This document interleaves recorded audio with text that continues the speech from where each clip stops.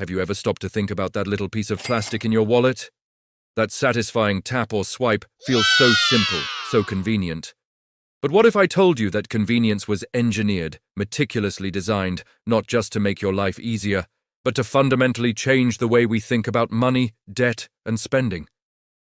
The story of the credit card isn't a happy accident of innovation. It's a calculated journey that transformed American society, and it all started with a forgotten wallet. Picture this. 1949. A successful businessman named Frank McNamara is dining at a fancy New York City restaurant. When the bill comes, he realizes he's forgotten his cash. The embarrassment of that moment sparked an idea. What if there was a way to pay without carrying wads of cash? A year later, the Diners Club card was born. It was a simple cardboard rectangle, initially accepted at just 27 restaurants. It wasn't a credit card as we know it today. It was a charge card.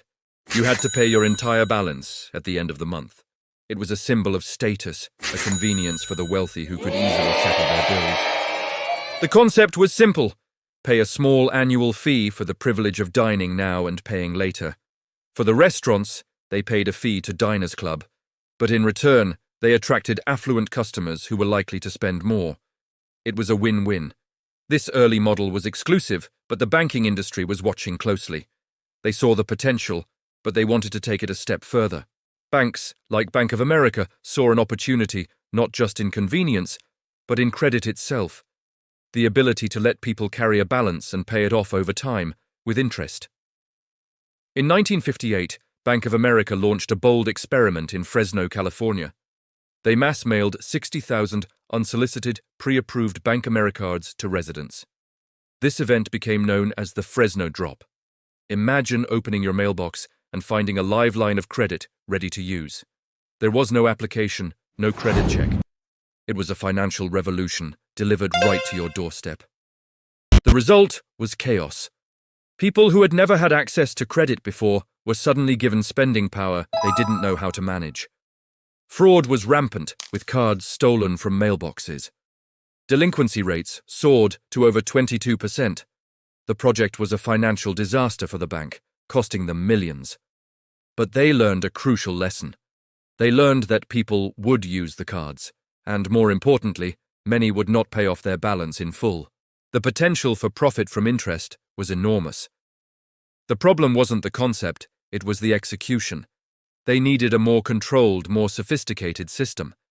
This led to the creation of national bank card associations. Bank of America licensed its system to other banks, which eventually became Visa.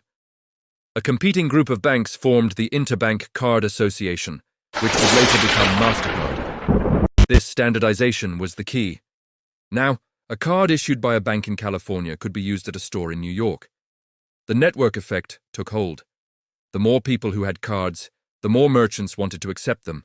The more merchants accepted them, the more people wanted to have them.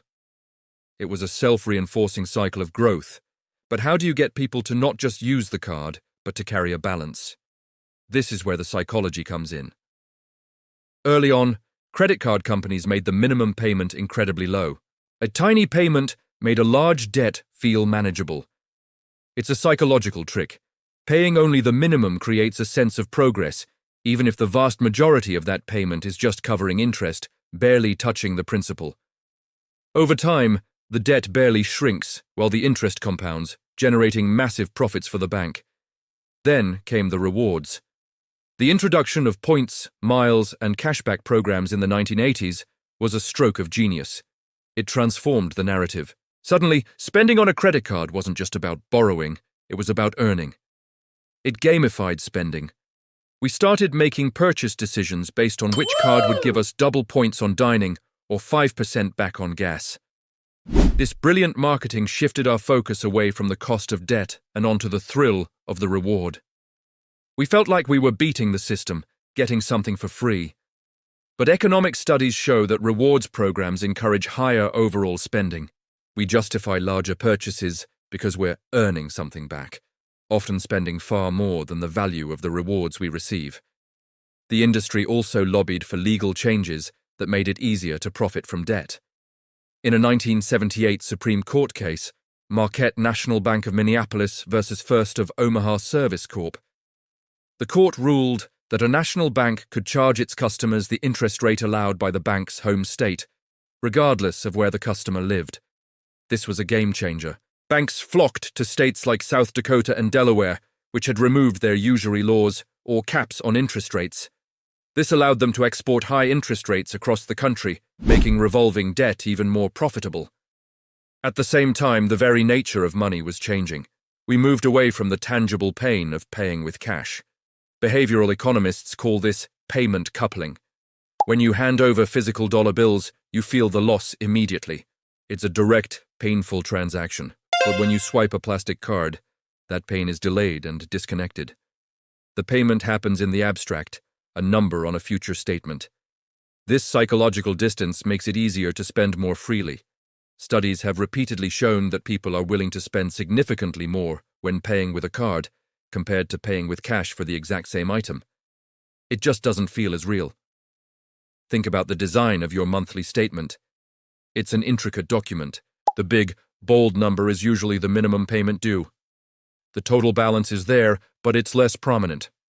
They also show you a little box that explains how long it will take to pay off your balance if you only make the minimum payment. It might say 15 years and thousands of dollars in interest. This is required by law, but it's often overlooked. The focus is engineered to be on that small, manageable minimum payment. It's designed to encourage the most profitable behavior for the bank, long-term, revolving debt. This entire system, the unsolicited mailings, the low minimum payments, the seductive rewards, the legal loopholes, and the psychology of frictionless spending, was not an accident. It was the result of decades of strategic decisions, market research, and psychological insights. It created a culture where carrying debt became normal. Before credit cards, taking on debt was primarily for large, specific purchases like a house or a car. Today, it's for groceries, coffee, and everyday expenses. The result is a society where household credit card debt is measured in the trillions of dollars. For millions of people, credit cards are no longer a convenience. They're a necessity, a way to bridge the gap between paychecks. But it's a bridge built on high-interest quicksand. This isn't to say credit cards are inherently evil.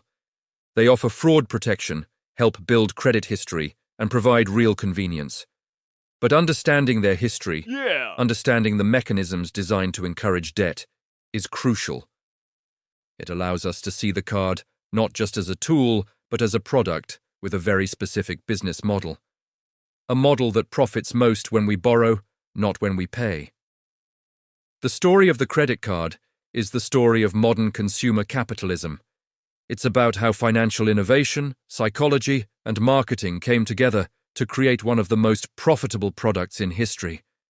The next time you pull out that card, remember the forgotten wallet at the Diners Club, the Fresno drop, and the intricate system designed to make that simple swipe as easy and as costly as possible.